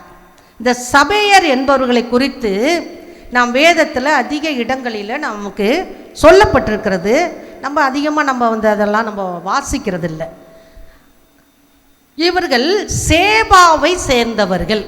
சபேயர் யாருன்னா சேபா தேசத்தை சேர்ந்தவர்கள். இந்த சேபா தேசம் தென்மேற்கு அரேபியாவுடைய மலை பிரதேசத்தில் இருக்கிறது. அந்த தேசத்தில் சேபா என்றால் ஒரு ஞாபகத்துக்கு நமக்கு வரணும். யாருக்காவது ஞாபகம் வருதா? சேபா என்று சொன்னால் சாலமோனின் ஞானத்தை கேட்க வந்த சேபாவின் ராஜஸ்ரீ நமக்கு ஞாபகத்துக்கு வரணும். சேபா தேசத்திலிருந்து சாலமோனின் ஞானத்தை கேட்கும்படியாக ஒரு ராஜஸ்திரி வந்தாலாம். அது 1 ராஜாக்கள் 10ஆம் அதிகாரம் 13ஆம் வசனத்தில் சொல்லப்பட்டிருக்கிறது. அந்த சேபாவின் ராஜஸ்திரி வந்து அந்த தேசத்தில் இருக்கும்போது சாலமோனுடைய ஞானமும் அவனுடைய அரண்மனையும் அவனுடைய பந்தி விசாரிப்பும் அவனுடைய வேலையாட்களும் அவனுக்கு இருந்த மேன்மையும் எல்லாம் சொல்லப்பட்டிருக்கிறது. அதை பார்க்க வேண்டும் என்று அவளுக்கு மிகுந்த ஆவல் வந்தது. அந்த ஆவலை தீர்த்து கொள்ளும்படியாக அவளும் தன்னுடைய தேசத்தில் விளைந்த உச்சிதமான காரியங்கள் எல்லாவற்றையும் எடுத்துக்கொண்டு அவள் இந்த சாலமோனை பார்க்க வந்தாள். சாலமோனை பார்த்தால் அவனுக்கு சில உச்சிதங்களையும் கொடுத்தால், போகும்போது சாலமோனிடத்திலிருந்து வெகுமதிகளையும் அதிகமாய் வாங்கி கொண்டு அவள் தன் தேசத்துக்கு புறப்பட்டு போனாள். அந்த தேசத்தை சேர்ந்தவள் தான் யாரு? சேபா. சேபா ராஜஸ்ரீ. அந்த சேபாவை சேர்ந்தவர்கள் தான் இந்த சபேயர். அல்லேலூயா. இந்த ஏசாயா எழுதின புஸ்தகம் 45ஆம் அதிகாரத்தில் 14ஆம் வசனம் நமக்கு இப்படி சொல்லப்பட்டது. இந்த வசனம் கூட நமக்கு அடிக்கடி தெரிஞ்ச வசனம் தான். எகிப்தின் சம்பாத்தியமும் எத்தியோப்பியாவின் வர்த்தக லாபமும் நெடிய ஆட்களையாகிய சபேயரின் வர்த்தக லாபமும் என்று சொல்லப்பட்டிருக்கிறது. அப்போ இந்த சபேயர் என்பவர்கள் எப்படி இருப்பாங்க? நெடிய ஆட்கள். நெடிய ஆட்கள்னா என்னது? நல்ல பெரிய உயரமாக இருப்பாங்க. அப்போ அவர்கள் எல்லாரும் ஒன்று சேர்ந்து வந்து இந்த யோபனுடைய செல்வத்தை, முதலாவது கழுதைகளையும் எருதுகளையும் கொள்ளையடித்து கொண்டு போனார்கள். அவர்கள்தான் யாரு? சபேயர். ஏன் அவர்கள் அப்படி போனாங்கங்கிறத நான் பின்னாடி உங்களுக்கு சொல்கிறேன். நான் அப்போது இந்த சபேயருங்கிற அந்த தேசம், இந்த சேபா தேசம் இப்பொழுது இருக்கக்கூடிய ஏமன் நாடு, ஓமன் தேசம் சொல்கிறோம் இல்லையா, அரபு நாடுகளில் ஓமன் தேசம், ஏமன் தேசம்னு சொல்கிறோம் இல்லையா, அந்த தேசம்தான் அன்றைக்கு இருக்கக்கூடிய சேபா தேசம். இப்போ சேபா புரிஞ்சிருக்குன்னு நினைக்கிறேன். சேபாவில் இருக்கக்கூடிய மக்களுக்கு பேர் தான் யார்? சபேயர். அல்லேலூயா. நம்பர் 1 பாயிண்ட் புரிஞ்சிருச்சு. ரெண்டாவதாக 16ஆம் வசனத்தை வாசித்து கொண்டிருக்கலாம். இவன் இப்படி பேசிக்கொண்டிருக்கையில் வேறு ஒருவன் வந்து வானத்திலிருந்து தேவனுடைய அக்கினி விழுந்து ஆடுகளையும் வேலையாட்களையும் சுட்டரித்து போட்டதுன்னு சொன்னான். ரெண்டாவது பாயிண்ட், வானத்திலிருந்து என்ன வந்தது? தேவனுடைய அக்கினி. தேவனுடைய அக்கினி இதற்கு முன்பாக ஒரு தேசத்தில் விழுந்தது. அந்த தேசம் என்ன? Sodom Gomorrah. லோத்து வாழ்ந்த தேசத்துக்கு பேரு சோதோம் கொமோரா. அந்த சோதம் குமராவில் லோத்து வாழ்ந்தபோது அங்கே இருக்கக்கூடிய மக்கள் மிகவும் பாவம் செய்து தேவனுக்கு விரோதமான பொல்லாங்கான காரியத்தை செய்தபோது தேவன் அந்த தேசத்திலிருந்து, வானத்திலிருந்து கந்தகத்தையும் அக்கினியையும் இறக்கி அந்த தேசத்தை என்ன செய்தார்? முற்றிலும் அழித்து போட்டார். அதை ஆதியாகமம் 19ஆம் அதிகாரத்தில் 24, 25ஆம் வசனத்தில் வாசிக்கிறோம். அப்போ வானத்திலிருந்து அக்கினியும் கந்தகமும் இறங்கி அந்த சோதாம் குமரம் முழுவதும் அழிக்கப்பட்டது போல இங்கே வானத்திலிருந்து அக்கினி இறங்கி அவனுடைய ஆடுகளை எல்லாவற்றையும் என்ன செய்தது? பட்சித்து போட்டு அவனுடைய வேலைக்காரர்களை பட்சித்து போட்டது. ஒருத்தன் மாத்திரம் மீண்டு போனான். ரெண்டாவது, வானத்திலிருந்து ஆபத்து வந்தது. மூன்றாவதாக 17ஆம் வசனம், அவன் இப்படி பேசிக்கொண்டிருக்கையில் வேறொருவன் வந்து கல்தேயர் 3 பவுஞ்சாய் வந்து ஒட்டகங்கள் மேல் விழுந்து அவைகளை ஓட்டிக்கொண்டு போனார்கள். வேலையாட்களையும் பட்டயக்கருக்கினால் வெட்டி போட்டார்கள் என்று சொல்லுகிறதாய் வாசிக்கிறோம். இங்கே இந்த கல்தேயர் என்பவர் யார்? அங்கே சபேயர் சொன்னேன். கல்தேயர் என்பவர் யார்? இப்போ கல்தேயர் என்பவர்னா, கல்தேயர் என்றாலே பாபிலோனியர்கள் தான் கல்தேயர்கள். அல்லேலூயா. பாபிலோன் தேசம். அந்த பாபிலோன் தேசம் இன்றைக்கு இருக்கக்கூடிய ஈராக் தேசம். ஈராக் எல்லாருக்கும் தெரியும். ஈராக் தேசம். அந்த பாபிலோன் தேசத்தில் முக்கியமான ஒரு அரசாட்சி பண்ணி கொண்டிருந்த ஒரு ராஜாவுக்கு பேர் என்னது? நேபுகாத் நேச்சார். தானியேல் 1ஆம் அதிகாரத்தில் அந்த சம்பவம் மிகவும் தெளிவாய் நமக்கு சொல்லப்பட்டிருக்கிறது. பாருங்க, தானியேல் 1ஆம் அதிகாரத்தை நம்ம எல்லாரும் எடுத்துக்கொள்ளலாம். யூதாவின் ராஜாவாகிய யோயாக்கீம் அரசாண்ட 3ஆம் வருஷத்திலே பாபிலோனின் ராஜாவாகிய நேபுகாத்நேச்சார் எருசலேமுக்கு வந்து அதை முற்றுகை போட்டான். அப்போ யூதா ராஜா யோயாக்கீம் என்கிறவன் அரசாண்டு கொண்டிருந்த 3வது வருஷம் நடந்து கொண்டிருந்த போது இந்த நேபுகாத்நேச்சார் வந்து பாபிலோன் தேசத்திலிருந்து வந்து அந்த யூதாவை என்ன செய்தான்? முற்றுகை போட்டான்னா சண்டை போட வந்தான். சண்டை போட்டான். அங்கே இருக்கக்கூடிய மக்கள் எல்லாத்தையும் என்ன செஞ்சான்? பிடிச்சுக்கிட்டு போயிட்டான். அங்கே ராஜ மக்கள், குலமார்கள், அறிவாளிகள், புத்திசாலிகள், நிபுணர்கள் இவர்கள் எல்லாரையும் அங்கேருந்து என்ன செஞ்சான்? பிடிச்சுக்கிட்டு தன்னுடைய பாபிலோன் தேசத்துக்கு போயிட்டான். அதில் போனவங்க முக்கியமானவங்க பேர் யார்? தானியேல், சாத்ராக், மேஷாக், அபேத்நேகோ. இவர்கள் அவர்களில் முக்கியமான ராஜகுலமார்களில் சேர்ந்தவர்கள், அறிவாளிகள். ஏற்கனவே பாபிலோன் தேசம் நல்ல அறிவில் சிறந்தவர்கள், மொழியில் சிறந்தவர்கள், படிப்பில் சிறந்தவர்கள். அவர்களுக்கு எல்லா விதமான வான சாஸ்திரங்களும் தெரியும். அப்படிப்பட்ட அறிவாளிகள் வாழ்கிற தேசம்தான் பாபிலோன் தேசம். அங்கே இருக்கக்கூடிய இந்த பாபிலோன் ராஜா நேபுகாத்நேச்சார் அவன் மிக பிரில்லியண்டான ஆள், மெத்த தெரிஞ்சவன். வான சாஸ்திரங்களும் இந்த ஜோசியம் இந்த மந்திரம் செய்கிற இந்த காரியங்கள்லாம் அந்த தேசத்து மக்கள் ரொம்ப படிப்பாளிகள், அறிவாளிகள். அப்படிப்பட்ட தேசத்தில் இருக்கிறவன் இந்த யூதா மக்களை சரிப்படுத்தி கொண்டு போய் பெஸ்ட்டை மட்டும் கூட்டிகிட்டு போயிட்டான். ஒஸ்டெல்லாம் என்ன பண்ணிட்டான்? யூதாவிலே போட்டு போயிட்டான். அந்த பெஸ்ட்டை கொண்டு போயிட்டு அங்கே போய் என்ன செய்தான்? தன்னுடைய பாஷையை அவர்கள் கற்று தேரும்படி அவர்களுக்கு படிப்பித்தான். பாருங்க அந்த வசனம், 4ஆம் வசனம். அவர்களுக்கு கல்தேயரின் எழுத்தையும் பாஷையும் கற்றுக் கொடுக்க ராஜா தன் பிரதாளிகளில் தலைவனாகிய அஸ்பேனாசுக்கு கற்பித்தான். அப்போ கல்தேயரின் பாஷை, கல்தேயர் பாபிலோன் தேசத்துடைய பாஷை, கல்தேயரின் பாஷை, அவங்க எழுத்தெல்லாம் இந்த மக்களுக்கு கற்றுக் கொடுக்க ஆரம்பித்தான். அவர்கள் கற்று தேறினவர்களாய் மாறின போது தான் இந்த 4 பேரை அங்கே உயர்த்தி வைத்தார்கள். அந்த உயர்த்தி வைத்த 4 பேரில் விசேஷமானவன் தானியேல். அப்போ இந்த கல்தேயர்னா யாருன்னு நமக்கு இப்போ தெரிஞ்சது. கல்தேயர் தேசங்கிறது பாபிலோன் தேசத்தை குறிக்கும். அது இன்றைக்கு இருக்கக்கூடிய ஈராக்கை குறிக்கும். அவர்கள் மிகவும் மெத்த பலசாலிகள். அப்போது அவர்கள் ஞானத்தினாலும் அறிவினாலும் அவர்கள் சிறந்திருந்ததுனால இந்த யோபுடைய செல்வத்தை அவர்கள் கவனித்தார்கள், வந்தார்கள். அவர்களுக்கு இருந்த எண்ணத்தையும் என்ன செஞ்ச? ஒட்டகங்கள் எல்லாத்தையும் 3 பிரிவுகளாக வந்து அவங்கள்ட்ட இருந்த அத்தனை ஒட்டகங்களையும் அடித்து கொண்டு போய்விட்டார்கள். தன்னுடைய தேசத்துக்கு கொள்ளையாக கொண்டு போய்விட்டார்கள். அவர்கள்தான் கல்தேயர். அல்லேலூயா.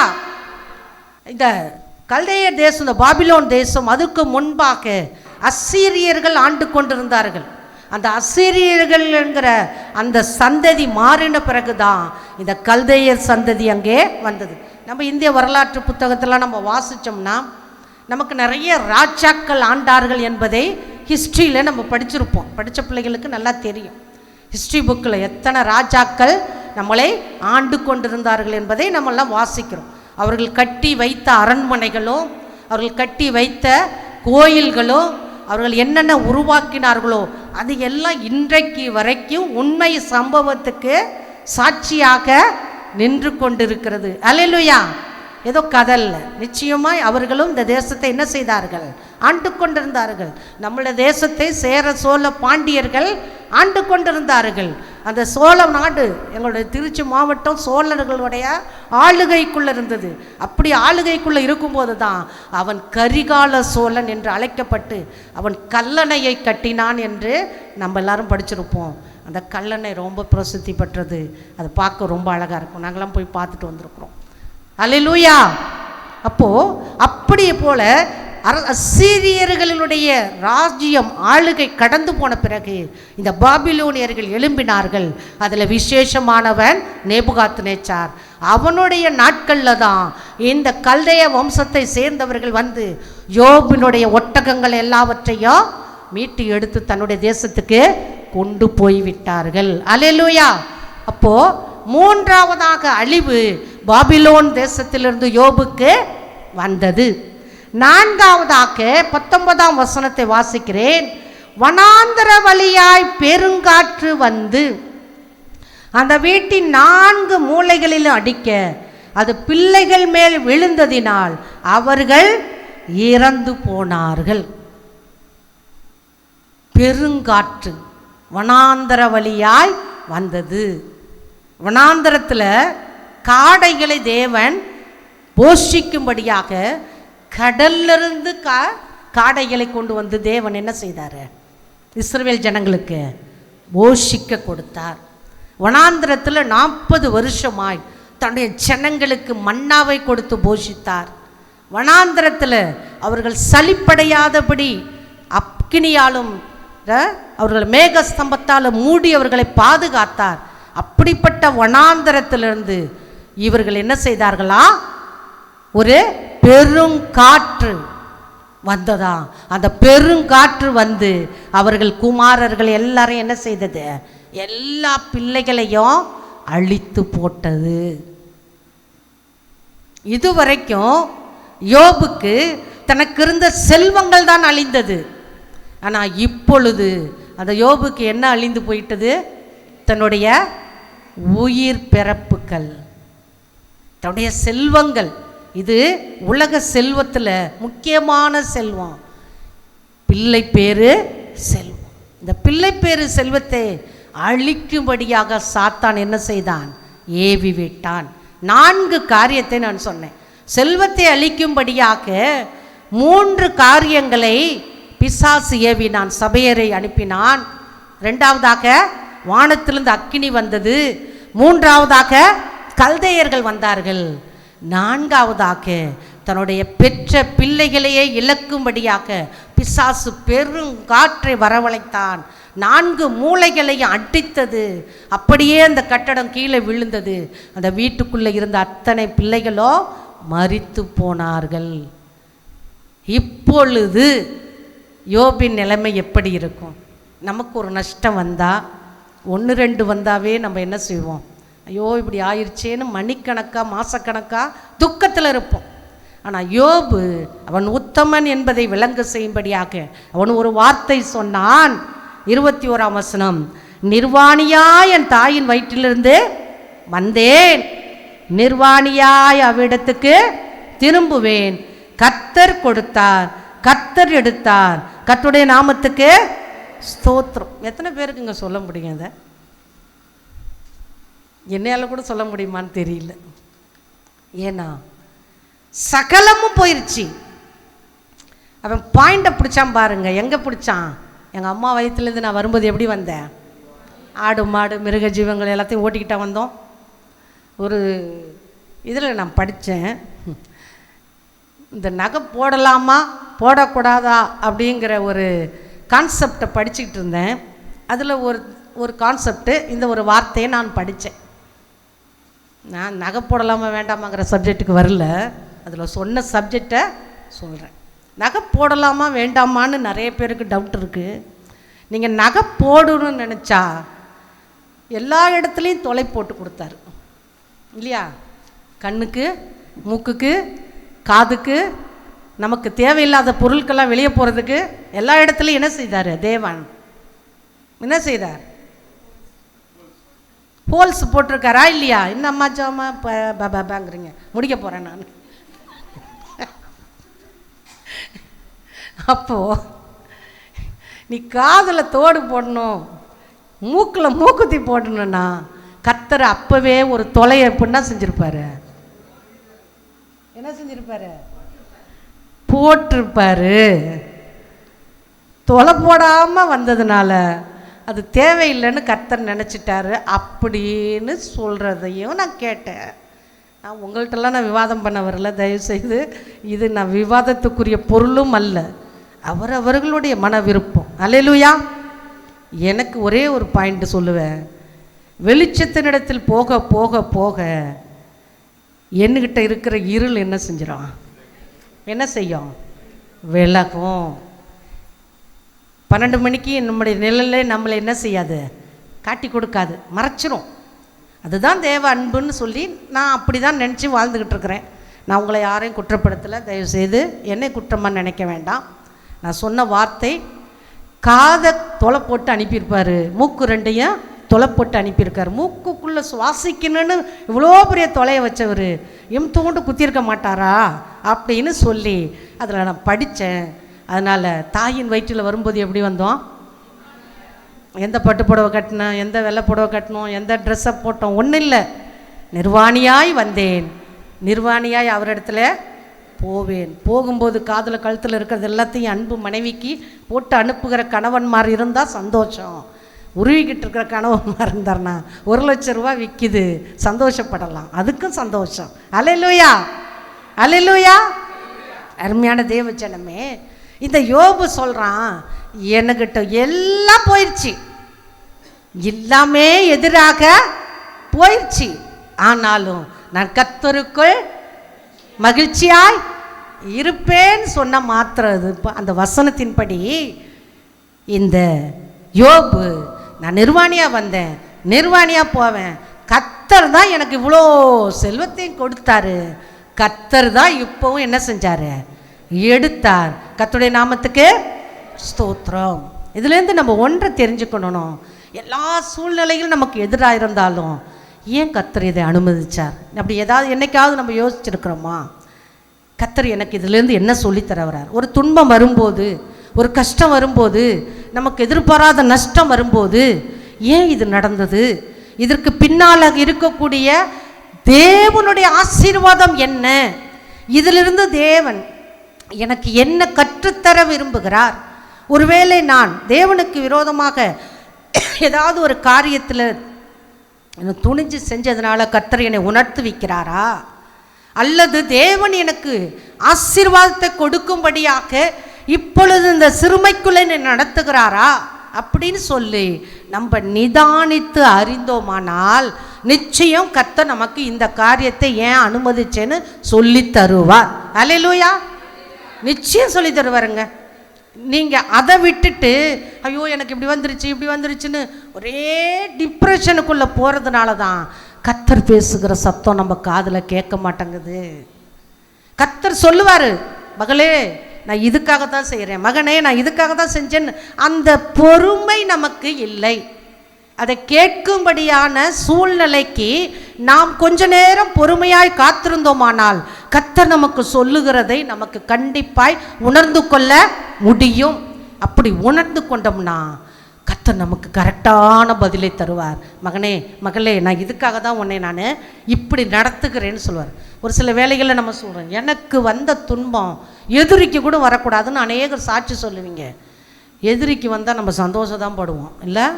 யாருங்க வந்து எதிரிக்கு நம்மளை ஒருத்தன் குடைச்சல் கொடுத்துக்கிட்டே இருக்கிறான்னு வச்சுக்கோங்களேன், பயங்கர குடைச்சல் கொடுக்குறான். ஒரு நாள் அவன் அடி வாங்கி உளுந்து கிடந்தானா எல்லாரும் என்ன நினைப்பான், அப்பா அவன் பண்ண கூத்துக்கு அளவே இல்லை, இன்னைக்கு ஆண்டவர் ஒரு போடு போட்டார் அப்படின்னு. இல்லை, கிறிஸ்தவன் அப்படி நினைக்கக்கூடாதுன்னு தான் வசனமே சொல்லுது. உன் சத்துரு விழும்போது சந்தோஷப்படாதே, அதை கர்த்தர் பார்ப்பார் கேட்பார்.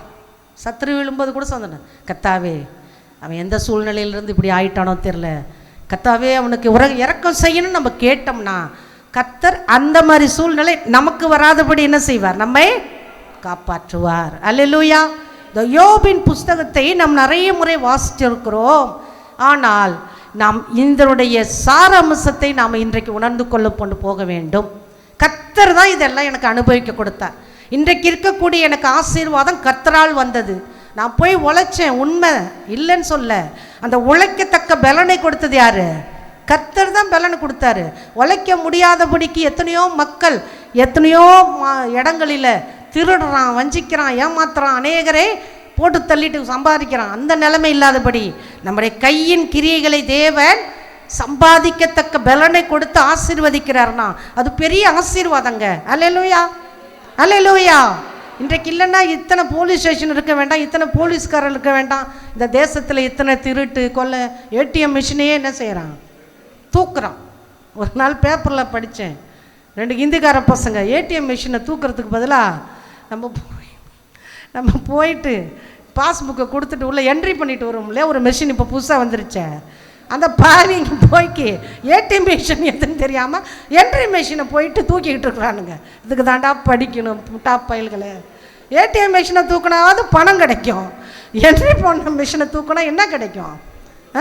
என்ட்ரி போடுறதுக்கு அவனுக்கு புக் இருந்தால் தானே உள்ளே போய் என்ட்ரியாவது பண்ணுவான். அதுக்கும் வழி இல்லை. அந்த அளவுக்கு முட்டா பசங்க வந்து திருடுறானுங்க. அப்போ திருடர்கள், கொலைக்காரர்கள், கொள்ளைக்காரர்கள் இந்த தேசத்தில் வாழ்ந்து கொண்டிருக்கிறார்கள். ஆனால் கர்த்தர் நம்ம கையின் கிரிகளை ஆசீர்வதித்து நமக்கு கொஞ்சம் ரூபாயாக இருந்தாலும் நம்ம கஷ்டப்பட்ட ரூபாயிலிருந்து நம்ம புசித்து இளைப்பாடுறது தாங்க கர்த்தர் கொடுக்குற ஆசீர்வாதம். அல்லேலூயா, அல்லேலூயா. பிறனுடைய பொருளை இச்சியாதபடிக்கு தேவன் நம்மை காத்து நடத்துகிறாருன்னா அது யோபை போல நம்ம சொல்லணும். கர்த்தாவே எனக்கு கொஞ்சம் இருந்தாலும் பரவாயில்லப்பா, அவன் அங்கே அதை வாங்குறான் இதை வாங்குறான், எனக்கு அதை பற்றி இல்லை. எனக்கு என்ன கொடுக்குறீரோ இந்த ஆகாரத்தையும் இந்த வருமானத்தையும் இந்த ஆசீர்வாதங்களையும் எனக்கு ஆசீர்வதித்து தாரும், எனக்கு நஷ்டம் வராதபடி காத்துக்கொள்ளும் நம்ம ஜெபம் பண்ண வேண்டியது அவசியம். கர்த்தர் தான் உங்களுக்கு ஆசீர்வாதத்தை கொடுக்குறாரு, கர்த்தர் தான் அதை ஆசீர்வதித்து தர முடியும். அல்லேலூயா, அல்லேலூயா. இப்போ இந்த யோபு தன்னுடைய வாழ்க்கையில் எல்லாமே போயிடுச்சு, தன் உத்தமத்தை விட்டு விலகவில்லை, எல்லாம் போயிடுச்சு. இப்போ யார் இருக்கிறது மீதியே? கணவனோ மனைவி. மனைவி எவ்வளோ சூப்பர் ஸ்டார்னு பாருங்கள். இந்த மாதிரி மனைவி வீட்டுக்கு வீடு இருந்தால் எல்லா ஆம்பளைங்களும் துண்டை தோலில் போட்டுக்கிட்டு வீட்டை விட்டு வெளியே போயிடுவாங்க. ஆனால் அந்த யோபு ரொம்ப நல்லவருங்க. அவ்வளோ அழகான மனைவியா, அன்பான மனைவியா எப்படி இருந்தானோ அவளை பற்றி ஒரு மேட்ரு இல்லை, ஒரே ஒரு வார்த்தை வருதுங்க. வாசிக்கலாம் பாருங்க. 7ஆம் வசனத்திலேருந்து வாசிக்கிறேன். அப்பொழுது சாத்தான் கர்த்தருடைய சந்நிதியை விட்டு புறப்பட்டு யோபின் உள்ளங்கால் தொடங்கி அவன் உச்சந்தலை மட்டும் கொடிய பற்களால் அவனை வாதித்தான். அவன் ஒரு ஓட்டை எடுத்து தன்னை சுரண்டி கொண்டு சாம்பலில் உட்கார்ந்தான். அப்பொழுது அவன் மனைவி அவனை பார்த்து, நீர் இன்னும் உடைய உத்தமத்தில் உறுதியாய் நிற்கிறீரோ? தேவனை தூஷித்து ஜீவனை விடும் என்றாள். அதற்கு அவன், நீ பைத்தியக்காரி, பேசுகிறது போல பேசுகிறாய். தேவன் கையிலே நன்மையை பெற்ற நாம் தீமையோ பெற வேண்டாமோ என்றான். இவைகள் எல்லாவற்றிலும் யோபு தன் உதடுகளினால் பாவம் செய்யவில்லை. இந்த இடத்துல மட்டும்தாங்க அவன் மனைவி 9ஆம் வசனத்தில் வரான். அதுக்கப்புறம் 42ஆம் அதிகாரத்தில் தான் அவன் மனைவி என்றே ஆகிறா. இப்போ இந்த இடைப்பட்ட வசனங்களில் அவன் மனைவி எங்கே இருந்தா? அந்த ஓட்டை எடுத்து சுரண்டிக்கிட்டு இருந்த அந்த யோபுக்கு உதவி செய்தாளா, உதவி செய்யலையா? உச்சந்தலையிலேருந்து உள்ளங்கால் வரைக்கும் புண்ணு இருந்தால் எப்படி இருக்குங்க நினச்சி பாருங்களேன். நமக்கு சின்ன ஒரு சொறி வந்துட்டாவே நமக்குது. அவர் ஓடு எடுத்து சுரண்ட, தேங்காய் ஓட தான் எடுத்து சுரண்டியிருப்பார்னு நினைக்கிறேன். இல்லை, சுரண்ட சுரண்ட என்ன வரும்? ரத்தம் வரும். ரத்தம் சீலு, அது நாற்றம் அடிக்கும், அருவருப்பாக இருக்கும். இதுவரைக்கும் செல்வந்தனை போல வாழ்ந்தவன் இப்பொழுது அருவருக்கப்பட்டவனாய், நாற்றமடிக்கப்பட்டவனாய், மனுஷரால் புறக்கணிக்கப்பட்டவனாய், மனிதரால் ஏற்றுக்கொள்ளக்கூடாத அளவுக்கு அவன் உச்சந்தலை முதல் உள்ளங்கால் வரை வியாதி. அவன் மனைவியே பார்த்து, நீ ஏன் இன்னும் உயிரோடு இருக்கிற? ஒன்று செய், நீ இவ்வளோ நாள் உத்தமத்தில் உண்மையாக வாழ்ந்துக்கிட்டு இருந்திய அந்த உத்தம தேவனை என்ன செய்ய? தோஷி. பிசாசு இப்படி தாங்க பயன்படுத்துவான். சகோதரர்களே, நீங்கள் உண்மையாக இருங்க, எந்த விஷயத்துலையும் உண்மையாக இருங்க. உங்கள் மனைவி தவறான ஆலோசனை சொன்னால் அதை கேளுங்க, ஆனால் நீங்கள் முடிவெடுங்க. அல்லேலூயா, அல்லேலூயா. கேளுங்க, கேட்கலன்னா சண்டை வரும். கேளுங்க, கேட்டுட்டு நீங்கள் என்ன செய்யணும்னு கர்த்தரிடத்தில் கேட்டு முடிவெடுங்க. இந்த யோபின் மனைவி பைத்தியக்காரின்னு சொல்கிறான். பைத்தியக்காரின்னா இங்கிலீஷ் பைபிளில் ஃபூலிஷ் உமன் இருக்குது. அவள் ஒரு முட்டாள். அதனால தான் இவ்வளோ செல்வம் இருக்கும்போது அனுபவித்தவள் சீமாட்டி. செல்வம்னா என்னது? அவளை சீமாட்டியாக வச்சுருந்த சீமான் சீமாட்டி. இப்போ சீமாட்டியாய் வைத்திருக்கும் போது சந்தோஷமும் அந்த எல்லா செல்வத்தையும் அனுபவிக்க அவளுக்கு ஆர்வமாக இருந்தாலே, இப்பொழுது துன்பம் வந்த பிறகு மனைவிமார் என்ன செய்கிறாவ, நீ பைத்தியக்காரி போல பேசுகிறது மாதிரி பேசுகிறங்கிற அளவுக்கு கொண்டு வந்துட்டான். ஆனால் கர்த்தர் இந்த யோபை சும்மா விடலைங்க. அவன் முன்னிலுமே காட்டிலும் பின்னிலுமே ஆசீர்வதிக்கப்பட்டது. அவன் எத்தனை ஒட்டகங்களை இழந்தான், அத்தனை 7000 ஆடை இழந்தான், 3000 ஒட்டகத்தை இழந்தான், அப்புறம் 500 ஏறு மாடு, 500 கழுதை. இதெல்லாம் 2 மடங்காக கர்த்தர் கொடுக்க ஆசீர்வாதம். கர்த்தரிடத்தில் நன்மை பெற்ற நாம் அவரிடத்திலிருந்து வரக்கூடிய அந்த சோதனையின் தாங்கும்படியான பலனையும் கர்த்தரிடத்திலிருந்து என்ன செய்யணும், பெற்றுக்கொள்ள வேண்டும். சோதனை வரும்போது, வேதனை வரும்போது நாம் ஒருவரும் சோர்ந்து போகக்கூடாது. அல்லேலூயா. இந்த யோபு நமக்கு ஒரு சரித்திர புருஷனாக இருந்து, நான் உங்களுக்கு முன்பாக இப்படி கடந்து போயிருக்கிறேன், நீங்களும் இப்படிப்பட்ட சூழ்நிலை வரும்போது என்னை போல கற்றுக்கொள்ளுங்கள். ஒரு நாளும் தேவனை நீங்கள் தூசிக்க வேண்டாம். இந்த தேவன் வேண்டாம் என்று ஓடிவிடவும் வேண்டாம். இந்த சத்தியம் கடினம் என்று அநேகர் ஓடிவிடுகிறார்கள். அப்படி அல்லாதபடிக்கு இந்த சத்தியத்தில் நிலைத்திருங்கங்க. யோபு ஒரு 4 காரியத்தை செய்தான். நான் சொல்லுகிறேன் பாருங்க. இந்த யோபுக்கு வந்த கஷ்டத்தை போல, நஷ்டத்தை போல, பொருளாதார சீர்கேடை போல, மனைவியோட ஏச்சு பேச்சு போல நமக்கு வந்தா நாம் விசுவாசத்தில் நிலைத்திருப்போமா? நம்பர் 1. 2வது, இந்த யோபு தன்னுடைய உத்தமத்தில் கடைசி வரைக்கும், அந்த உத்தமன் என்று சொன்னாரே தேவன் அவனை பார்த்து, அந்த உத்தமத்தில் கடைசி வரைக்கும் நின்றான். அதனால தான் அவன் மனைவி அவனை பார்த்து சொன்னான், நீ இன்னும் உன் உத்தமத்தில் உறுதியாய் நிற்கிறீரோன்னா. போனாலும் பரவாயில்ல, கர்த்தர் தானே கொடுத்தார், எனக்கு கர்த்தர் திரும்ப கொடுப்பார் என்கிற அந்த உத்தமத்தில் 2வது அவன் உண்மையாக இருந்தான். 3வது, இந்த யோபின் பொறுமையும் சகிப்புத்தன்மையும் அவனை சும்மா விடலை, அவனுக்கு 2 மடங்கு ஆசீர்வாதத்தை கொண்டு வந்தது. நாமளும் கர்த்தர் நம்மளோட வாழ்க்கையில் அனுமதிக்கிற சில காரியங்களை பொறுமையோடு சகிப்போமானால் கர்த்தர் நம்மை உயர்த்துவதற்கு ஒரு ஸ்டெப்பாக கூட அது இருக்கலாம். அந்த ஸ்டெப்பை நம்ம தள்ளிவிடக்கூடாது. இந்த கீழ்ப்படியிலிருந்து தான் கர்த்தர் நம்மளை மேல்படி கொண்டு போக முடியும். அந்த ஃபஸ்ட்டு ஸ்டெப்பே நம்மளால் தாங்கிக்க முடியலன்னு நம்ம உதறினோம்னா ஆசீர்வாதம் நம்மை விட்டு கடந்து போய்விடும். கர்த்தர் கொடுக்கிற எல்லாவற்றுக்கும் நம் ஸ்தோத்திரம் செலுத்தி பொறுமையாய் சகிக்க இந்த யோபு நமக்கு கற்றுத்தருகிறார். அல்லேலூயா. அடுத்ததாக, இந்த யோபின் சரித்திரம் முடியும் போது அவனுக்கு 2 ஆசீர்வாதங்கள் ரெட்டிப்பாய் கிடைத்தது. அவன் இழந்து போன அத்தனை பிள்ளைகளும் திரும்ப பெற்றெடுக்கப்பட்டது. ஆனால் சாத்தானுக்கு இப்போ எங்கே எப்படி இருக்கும் மூஞ்சி? சாத்தானுக்கு மூஞ்சி எப்படி இருந்திருக்கும்? இவ்வளோ தூரம் இவனை புடமிட்டனே, அக்கினியில் தூக்கி போட்டனே, ஆனால் அவன் எப்படி வந்துட்டான்? பொண்ணா வெளியே வந்துட்டானே அப்படின்னு. அதுக்கப்புறம் சாத்தான் அவன் மூஞ்ச பார்த்துருப்பான்? கண்டிப்பாக அந்த எல்லையில் வந்திருக்கவே மாட்டான். கர்த்தர் கொடுத்த அந்த டைம் முடிஞ்சது, கர்த்தர் அவனை ஆசீர்வதிக்க ஆரம்பித்தார். அல்லேலூயா. யோபுக்கு இழந்து போன அத்தனை ஆசீர்வாதங்களும் அத்தனை பிள்ளைகளையும் கர்த்தர் ஆசீர்வாதமாய் அவனுக்கு கொடுத்து அவனை ஆசீர்வதித்ததை பார்த்து சாத்தான் வெட்கப்பட்டான். அல்லேலூயா. அடுத்தது, மனைவி எவ்வளோ தூஷித்த போதும் பொறுமையோடு இருந்தான். சில குடும்பங்களில் சண்டை சச்சரவு பயங்கரமாக நடக்கும். அது எத்தனை குடும்பம்னு இருக்குது தெரியல, எனக்கு தெரியாது. நான் உங்களை உண்மையை அன்பாய் நேசிக்கிறேன், நீங்களாம் அன்பாய் இருப்பீங்கன்னு நானும் நேசிக்கிறேன். அல்லேலூயா. ஏன்னா நாங்கள் சண்டையே போட்டுக்கிறது இல்லை. இப்போ எங்களை பின்பற்ற நீங்களும் சண்டை போட மாட்டீங்கன்னு நினைக்கிறேன். அல்லேலூயா. அல்லேலூயா. என்னப்பா கை தூக்க மாட்டேங்கிறீங்க? சண்டை போடுறீங்களா வீட்டில்? புளிப்பு, இனிப்பு, கசப்பு எல்லாம் கலந்துருந்தால் தான் இந்த டேஸ்ட்டு நல்லாயிருக்கும். ரொம்பவுமே கொஞ்சிக்கிட்டு இருக்க முடியாது. அப்படிங்கிறதுக்காட்டி அது முடிஞ்சு போயிடணும். அல்லேலூயா. அல்லேலூயா. சில மதியினமான காரியங்கள் வரும்போது எச்சரிக்கலாம். ஆனால் நீண்ட நாட்களுக்கு யோபின் மனைவியை போல இருக்காதீங்க சகோதரிகளே.